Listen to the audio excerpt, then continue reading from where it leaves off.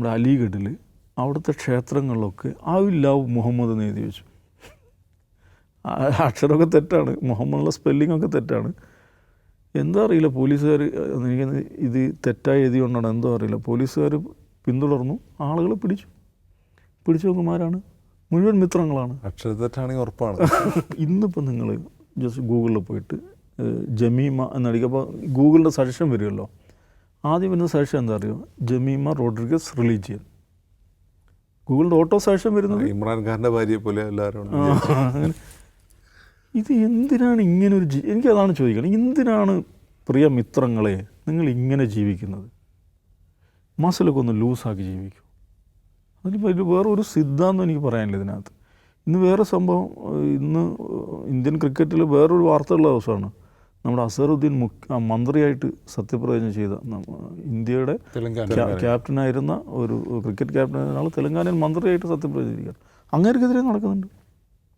അതിന് BJP okay രാഷ്ട്രീയ വിമർശനം വിചാരിക്കാം. അവിടെ എന്ന് വെച്ചാൽ അവിടെ അടുത്ത ആഴ്ച ജൂബിലി ഹിൽസിൽ ഇലക്ഷൻ നടക്കാൻ പോകണം, ബൈ ഇലക്ഷൻ നടക്കാൻ പോകണം.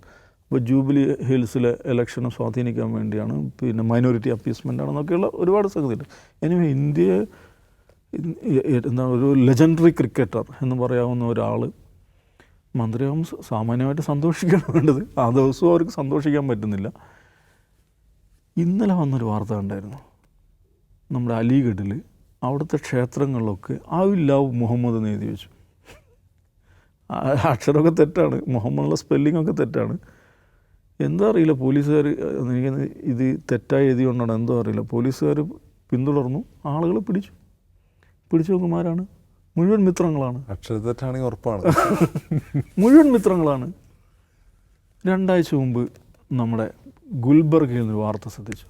അവിടെ ഒരു മുസ്ലിമായിട്ടുള്ളൊരു ഹെഡ് മാസ്റ്റർ അവിടെ നിന്ന് ഓടിക്കാൻ വേണ്ടിയിട്ട് ഇവർ ചെയ്ത പണിയെന്താ, അവിടുത്തെ കുട്ടികൾ കുടിക്കുന്ന വെള്ളത്തിൽ വിഷം കലക്കിയില്ലേ. ഇത് എന്തൊരു ജീവിതമാണ് മിത്രങ്ങളെ. ഇതാണ് ഞാൻ വീണ്ടും ചോദിക്കുന്നത്. ഇവിടെ ഈ മിത്രങ്ങളുടെ തോളി പിടിച്ച് നടക്കുന്ന ആളുകൾ, അവർക്കാണ് ജമീമ റോഡ്രിക്സിൽ പാഠങ്ങളുള്ളത് ഉണ്ടല്ലോ. നമ്മൾ ഈ ക്രിസംഖികൾ എന്ന് പറയുന്ന ടീം, അവരിതിൽ നിന്നെങ്കിലും പാഠം പഠിക്കുകയാണെങ്കിൽ അത്രയും നല്ലത്. അതിന് നമുക്ക് എന്ത് ചെയ്യാം, റോഡ്രിഗസിന് സല്യൂട്ട് പറയാം.